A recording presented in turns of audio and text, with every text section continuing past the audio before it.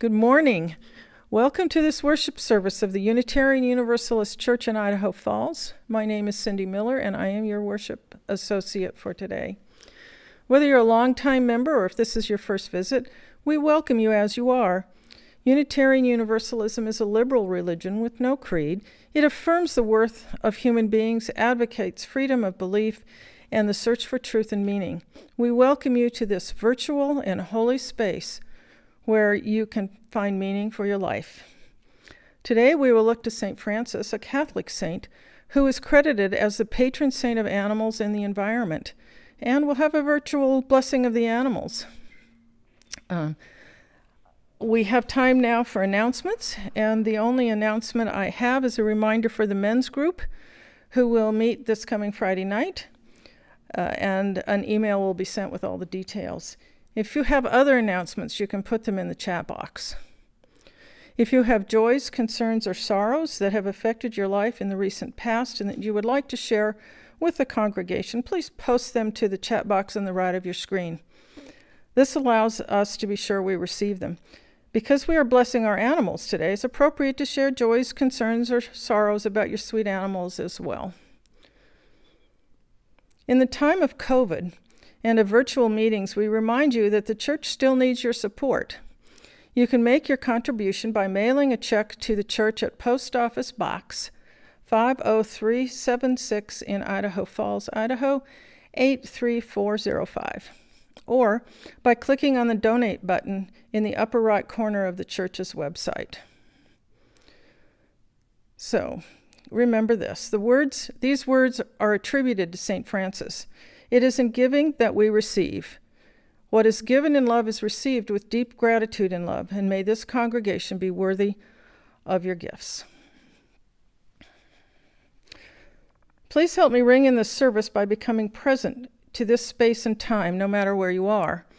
In the midst of an unrelenting pandemic and a bruising election season, it is time for us to mindfully enter into our sacred space. I will ring our chalice 3 times, and as I do so, please breathe slowly. For as long as you can hear its sound, I invite you to breathe slowly in and breathe slowly out, and the peace you will feel will bring you into our shared sacred gathering, no matter where you are physically located.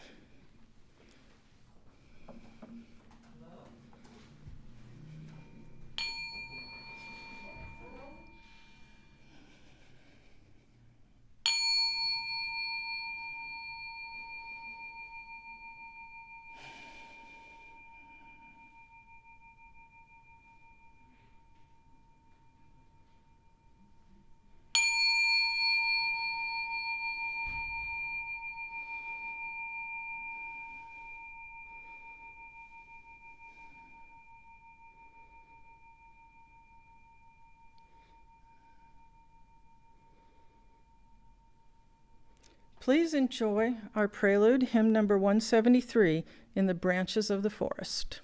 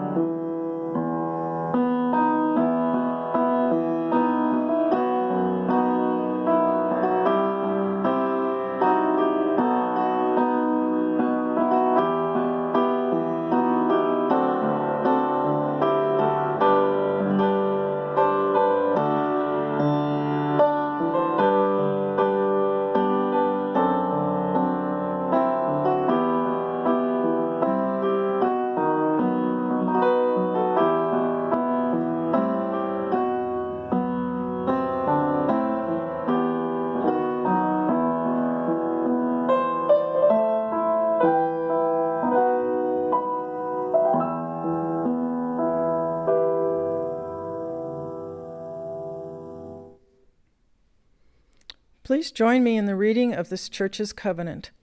Love is the spirit of the community, and service its law. This is our great covenant, to dwell together in peace, to seek truth in love, and to help one another. And we're going to light our chalice.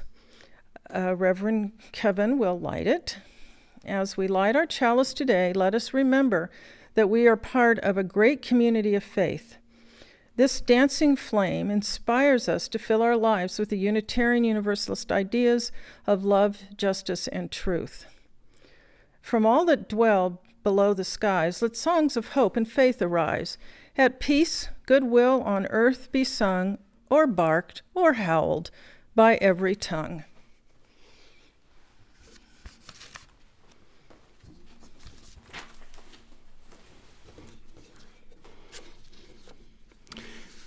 Good morning. Our call to worship this morning is the poem, "The Peace of Wild Things" by Wendell Berry. When despair for the world grows in me, and I wake in the night at the least sound in fear of what my life and my children's lives may be, I go and lie down where the wood drake rests in its beauty on the water, and the great heron feeds. I come into the peace of wild things, who do not tax their lives with forethought of grief. I come into the presence of still water, and I feel above me the day-blind stars waiting with their light. For a time I rest in the grace of the world and am free. I invite you now to join in singing our opening hymn, number 38, "Morning Has Broken."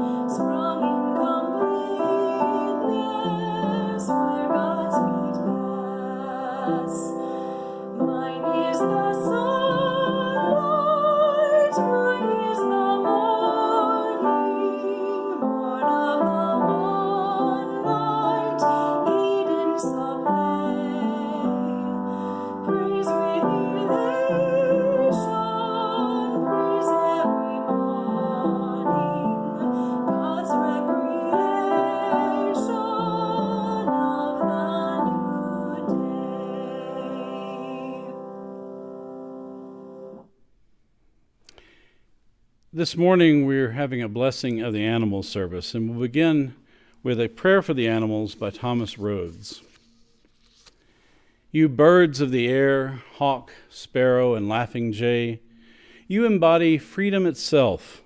Delight us with your song, astound us with feats of migration. Grant us your perspective, for too often our horizon is limited and we are blind to the full results of our actions. You worms of the earth, ants, beetles, spiders, and centipedes, you are the essential but oft-forgotten strand in nature's web. Through you, the cycle is complete. Through you, new life arises from old. Remind us of our humility, For the wheel of life does not turn around us. We are not the axle, but merely spokes, no less than unseen, unknown, and shunned companions, such as yourselves. You creatures of the field and wood, marsh and desert, bear and bison, skunk and squirrel, weasel and wolf. Too often we have sacrificed your homes in the name of progress, clear-cutting the forest to fill our desire, or covering the earth with tarmac, cement, and suburban lawns. Pray that we may remember that the earth was not given for our needs alone. And what we do to you, eventually, we do to ourselves. You animals of the farm, horse and cow, pig and fowl, willingly or not, you give your very lives for us, your milk for our nourishment, your flesh for our sustenance. Yet too often we forget that meat on our tables was once as alive as we are. Forgive our willful ignorance, and remind us constantly to give thanks for your sacrifice. You dearest companions of our lives, dogs and cats, hamsters and goldfish, you who are with us today, and you who will always be present in our memories. You have enriched our lives in so many ways, endured our shortcomings with calm acceptance, taught us something of our humanity, taught us how to love. May we hold you in our hearts throughout the days of our lives. Amen. If we were together today, accompanied by our pet companions, at this point I would go around the room and meet each animal and offer our unison blessing. Since we're doing this virtually this morning, we will now share a slideshow of all the photos folks have submitted to introduce the animals, and afterward, I will invite you to join me in the unison blessing printed in the order of service. We'll now have our slideshow.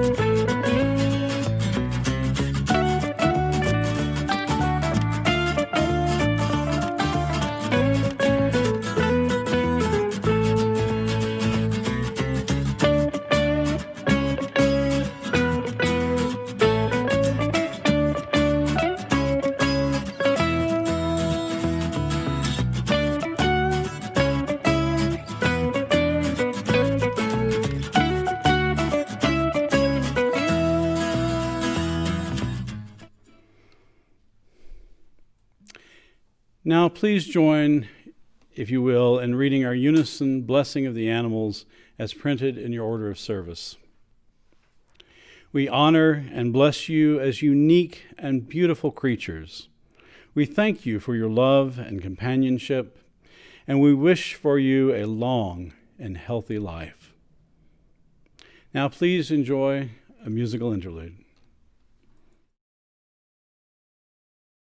All God's creatures got a place in the choir. Some sing low and some sing high. Some sing out loud on the telephone wire. Some just clap their hands, applause, or anything they got now. All God's creatures got a place in the choir. Some sing low and some sing high. Some sing out loud on the telephone wire. Some just clap their hands, applause, or anything they got now.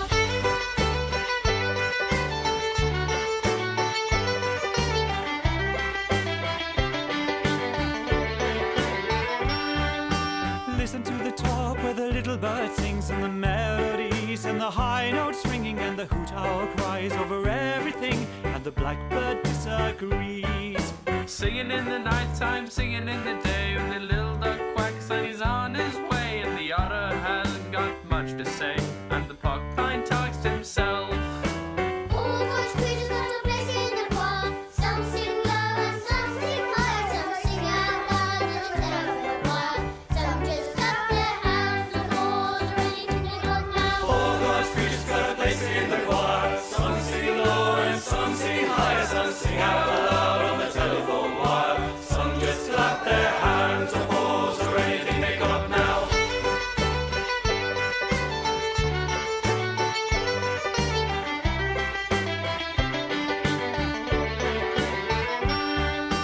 Dogs and cats, they take off the middle where the honeybee hums, and the cricket fiddles, the donkey brays, and the pony neighs, and the old grey badger sigh. Listen to the bass, it's the one on the bottom where the bullfrog croaks, and the hippopotamus moans and groans with a big tattoo, and the old cow just goes moo.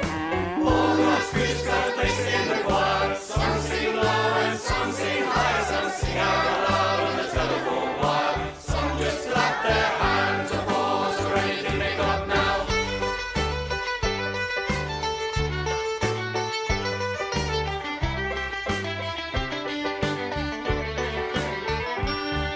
It's a simple song, a little song everywhere, by the elves and the folks and the grizzly bear, the donkey alligator and the ogre mouse, the sly old weasel and the turtle dove.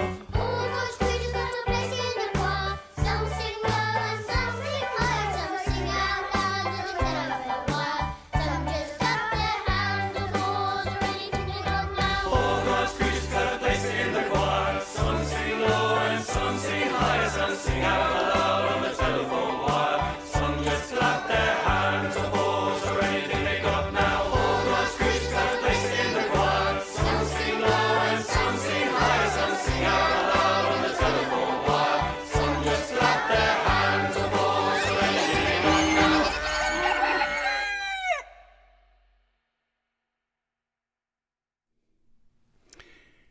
Our reading this morning is the story of St. Francis and the Wolf, which was adapted from the Fioretti di San Francesco, which means the little flowers of St. Francis.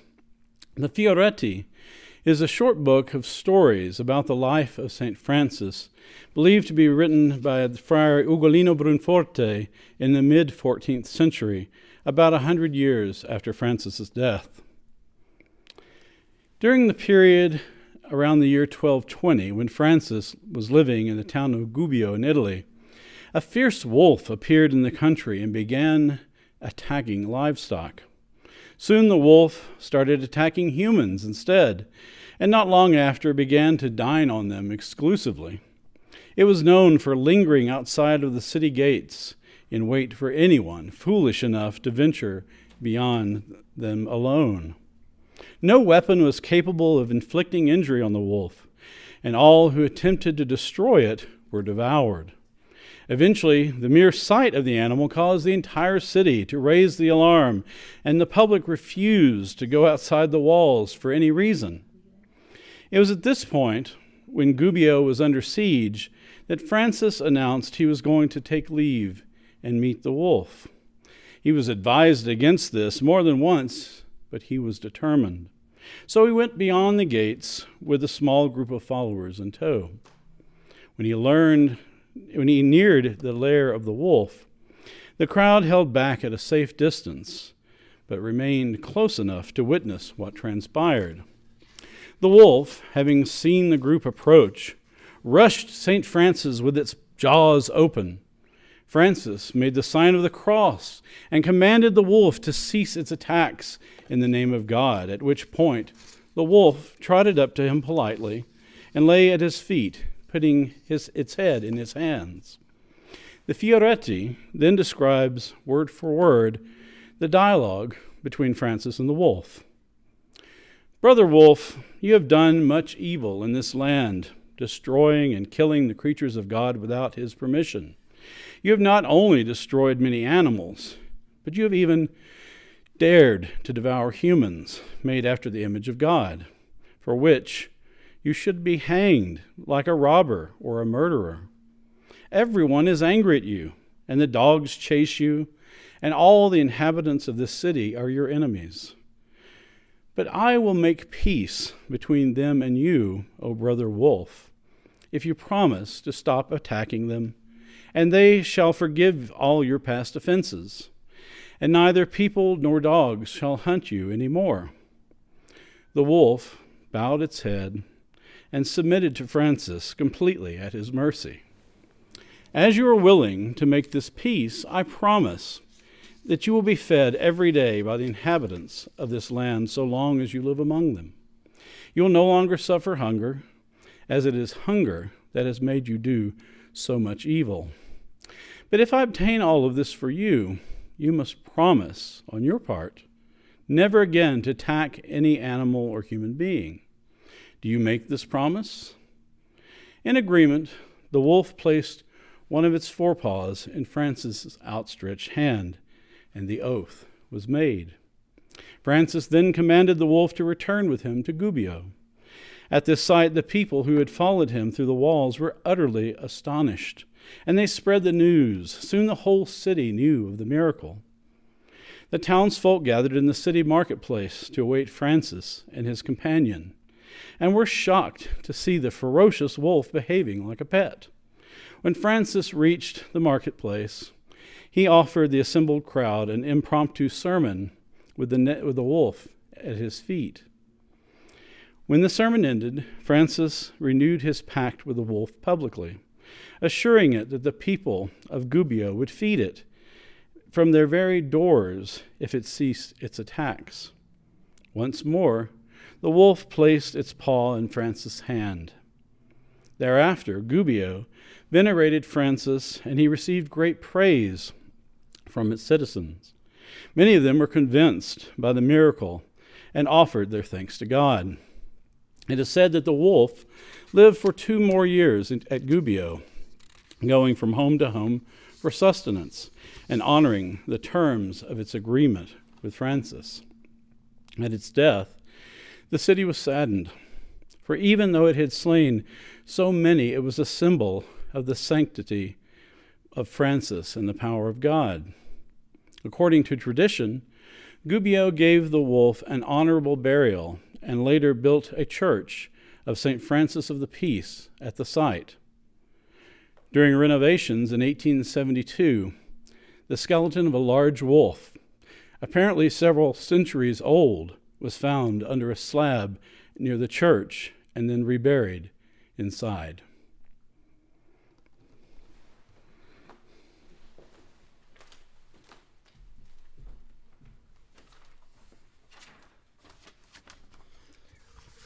We now dedicate time to our joys, concerns, sorrows, and milestones, a time to share with this religious community events that have affected our lives in the recent past, and to speak out for those that we hold in our hearts. So there are 2. I will read them, and Reverend Kevin will light. Okay, from Elizabeth Coliani. Our dog Carrie has a bladder issue, and we've had to change her food. She goes back to the vet in a few weeks. And from Dennis Jorgensen, a joy. Joe Avile has recovered from COVID. That's very joyful. And we light one more candle for those concerns and joys that we still hold in our hearts.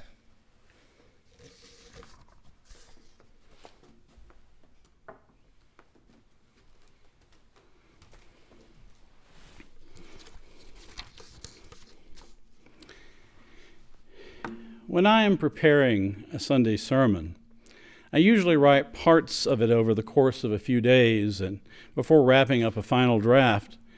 And then early on Sunday morning, I read it aloud one more time to make any last-minute adjustments. If the weather is good, I often do this outside. And when we lived in Rhode Island, I liked to sit outside on our second-floor balcony in an Adirondack chair. Opposite the chair on my balcony we had a pole system with several bird feeders, and we would regularly get many bird visitors, such as cardinals, sparrows, titmice, nuthatches, mourning doves, blue jays, and occasionally downy woodpeckers. Sometimes there would be several birds feeding at the same time, and when our dog Holly joined me on the balcony, they would still come and go and queue up on the rail beside me, waiting their turn on the feeders. They had become used to our presence, and the sound of me practicing my sermon didn't seem to faze them either. Now, there is another famous story in the Fioretti about St. Francis preaching to the birds, which he called his little sisters. According to legend, he was traveling around the town of Perugia one day, and he saw a flock of birds and decided to preach a sermon to them. The birds lined up on the ground and listened until he dismissed them. And there is now a shrine on the spot where this miracle allegedly took place. One Sunday morning, my wife saw me doing my regular sermon routine among the birds with Holly stretched out nearby, and she remarked that the scene reminded her of St. Francis. I was very flattered, though I really doubt the birds were listening to my sermon as attentively as they supposedly did for St. Francis. And I also really doubt that anyone will build a shrine to me there one day in Johnston, Rhode Island. But I do worry about the spiritual care of my former flock now that we have moved to Idaho. As children of the Protestant Reformation, we Unitarian Universalists do not have a process for the canonization of saints like our Roman Catholic neighbors. Although by tradition, we sometimes still refer to some biblical and early church figures as saints, especially St. Paul. But if we did decide to start recognizing holy men and women as saints, especially for our tradition, and if someone asked me for a candidate and I could choose only one, I would not hesitate to recommend Francis of Assisi. In fact, at home we have two icons of canonized saints on our walls painted by the Franciscan friar and icon artist Robert Lentz, and both are people whom I greatly admire. One is St. Hildegard of Bingen, and the other is St. Francis. I suggest that when you look at the life of Francis, even setting aside the miracles attributed to him, I think Francis is more than worthy of being called a saint. There are many good biographies about his life available, and I would encourage you to read one. But with our limited time this morning, let me give you a few highlights. St. Francis of Assisi, or as he is called in Italian, San Francesco d'Assisi, was born in the year 1181 or 1182 to a wealthy noble family in Assisi, in the Umbria region of Italy. He was given the name Giovanni di Pietro de Bernardone. Francesco was actually a nickname, which literally means the Frenchman, and it is believed his mother was of French ancestry.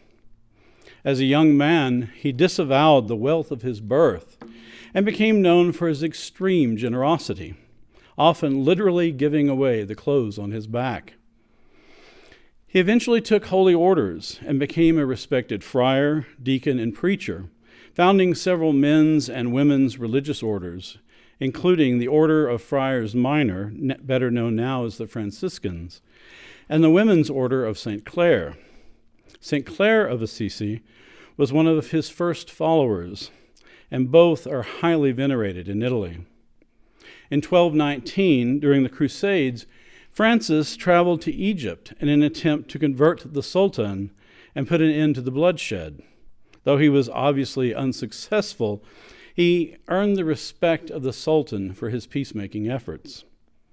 In 1223, he is credited with creating the first nativity scene to celebrate Christmas. And the following year, he is said to have received the stigmata, or wounds of Christ, following an ecstatic religious experience. Francis died on the evening of October 3rd, 1226, and he was canonized by Pope Gregory IX on July 16th, 1228. Because of the profound example he set of embodying the heart of Christian spirituality in every aspect of his life, he became one of the most beloved figures in Christian history. And he's even been called the second Christ. Known for his deep love of nature, he became the patron saint of animals and ecology in the Catholic Church. And his feast day is today, October 4th. It is common for churches of many denominations to honor his feast day by celebrating a blessing of the animals as we did today. Among the many reasons the current pope chose the regnal name Francis is that he recognized the need to acknowledge the sacredness of nature in an age when climate change and other environmental issues are so urgent. In fact, the second encyclical letter issued by Pope Francis in 2015, titled Laudato Si, addresses climate change and other environmental justice issues, and the title is an homage to St. Francis. It means "we praise you" in Old Italian, and comes from the 13th century poem Canticle of the Sun, which is attributed to St. Francis. What becomes obvious when you learn about St. Francis is that he was first and foremost a very humble man. By embracing the poverty of the common people he served, he led by example. What is also obvious from both his writings and the legendary stories that emerged about him is that he felt a profound spiritual connection to nature, and especially to animals. He often referred to animals and even the sun and moon in familiar human terms, calling them brother and sister. He recognized that animals share a sacred connection to us as part of an interdependent creation. And it is common for him to be seen depicted with birds, wolves, and other animals in sculptures, paintings, and souvenirs you can purchase in every gift shop in Assisi. Here is one of Francis and the Wolf that I picked up a few years ago when I visited Assisi. It is a beautiful place, designated as a UNESCO World Heritage Site, with its 13th century basilicas of St. Francis and St. Clare that feature magnificent frescoes by Giotto and other artists. And especially since the 1960s, when Francis became a kind of countercultural ecological hero, Assisi has become a mecca for both tourists and pilgrims who feel a connection to this humble, holy man. About 5 million people visit Assisi in a typical year.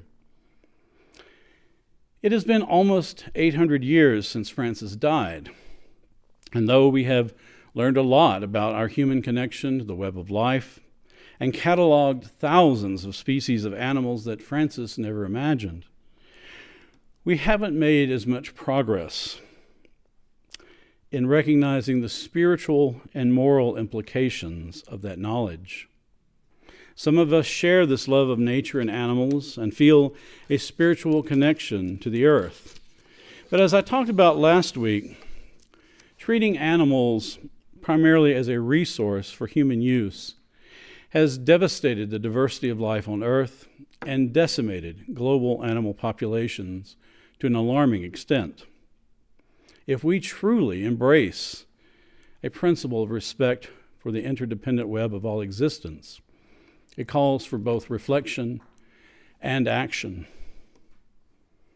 Though some animals are raised to provide sustenance for our bodies, Most simply share this earthly home with us, living in natural ecosystems for which their species has adapted for millions of years of evolution, a delicate ecological balance that we often jeopardize by our reckless human behavior.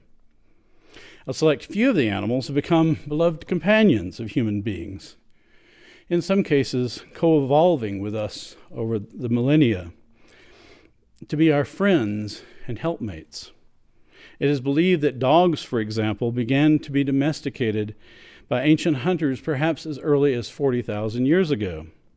Dogs have been found ritually buried alongside humans as early as 14,000 years ago, and at least one cat burial has been dated to around 9,500 years ago. We have clearly valued the companionship of our favorite pets for a very long time. Animals have also been revered as spiritual creatures and even deities from the earliest days of human religion. They are celebrated in countless stories and even Holy Scripture. Mythical creatures have been imagined to exist which no one has ever seen, and animals, both real and imagined, were among the first subjects ever rendered in human art. In the caves of Lascaux in France, there are spectacular, anatomically accurate paintings of ancient animals that have been dated to at least 17,000 years ago. And as we have learned from indigenous cultures around the world, it is easy to imagine that these ancient artists recognized their dependence on many of these animals for their sustenance and paid tribute to them in art, thanking them for their sacrifice and praying for their continued abundance. St. Francis did not know about these archaeological discoveries, of course, but I doubt he would have been surprised in the least. It was plainly obvious to him that we owe a sacred debt to the natural world for our daily existence, and gratitude is a first step. Each morning, I say a prayer of thanksgiving to start the day, and I always include gratitude for the companionship of plants and animals. On some mornings, as I'm praying, a bird or something else outside catches my thoughts. But on other occasions, I reminisce about beloved pets that are no longer with me. Having spent a number of years as a search and rescue dog handler, I especially reflect on my SAR dog partners and my special work we performed together, saving lives when we could, and bringing closure, at least, to families when lives were lost. My last working partner, Jaeger, a magnificent German Shepherd, died in 2008, and when I see SAR dogs in the news, he is often in my thoughts. He was both a family pet and a hero who helped save many lives. Like many of you, I can mark the stages of my life from childhood to the present by the pets who shared those years with me. It is sad when a beloved pet dies, but it is also a lesson in the sacredness of life. It is the price we pay for the joy and love that animals can bring into our lives. And I feel sorry for those who never experienced the deep love of an animal companion. I often tell people how important our dog Holly has been to me as I have confronted the grief of losing our daughter these last 2.5 years. So today, in the spirit of St. Francis, as we bless the animals in our lives, let us cherish the time we share with them on earth. Let us be mindful of the sacrifice of the animals that provide for our food.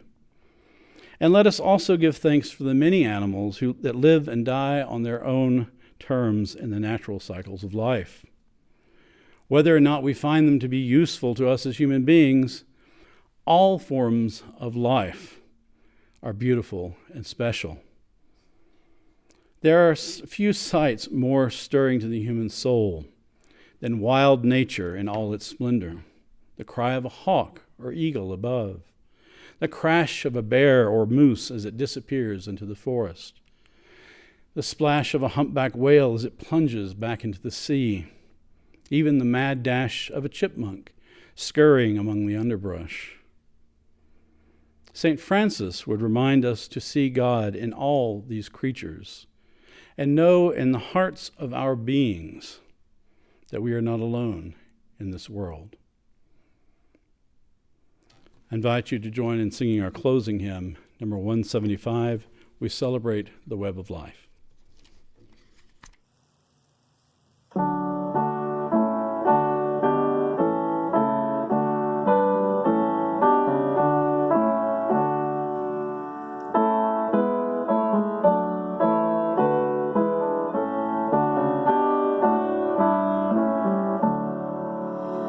We celebrate the web of life, its magnitude we sing, for we can see divinity in every living thing. A fragment of the perfect whole in cactus and in quail, as much in tiny barnacle as in the great blue whale. Of ancient dreams we are the sum, our bones weave stone to star, and bind our future worlds to come with worlds that were and are. Respect the water, land, and air, which gave all creatures birth. Protect our lives of all that share the glory of the earth.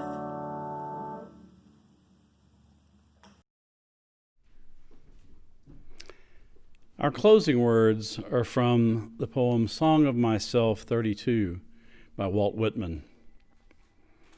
I think I could turn and live with animals. They are so placid and self-contained. I stand and look at them long and long.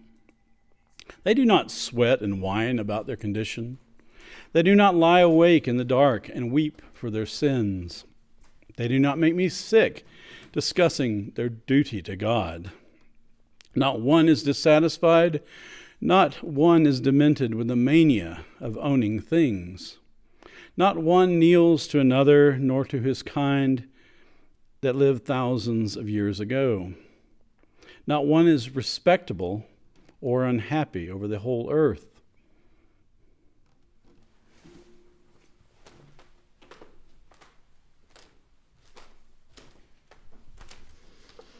Please join me now in the reading of the words for extinguishing our chalice flame. These words are printed in the order of the service, and Reverend Kevin will extinguish the flame. We extinguish this flame, but not the light of truth, the warmth of community, or the fire of commitment. These we carry in our hearts until we are together again. Our postlude is Romance by Bela Bartok. And you are invited to the virtual coffee hour. Directions are in your order of service email.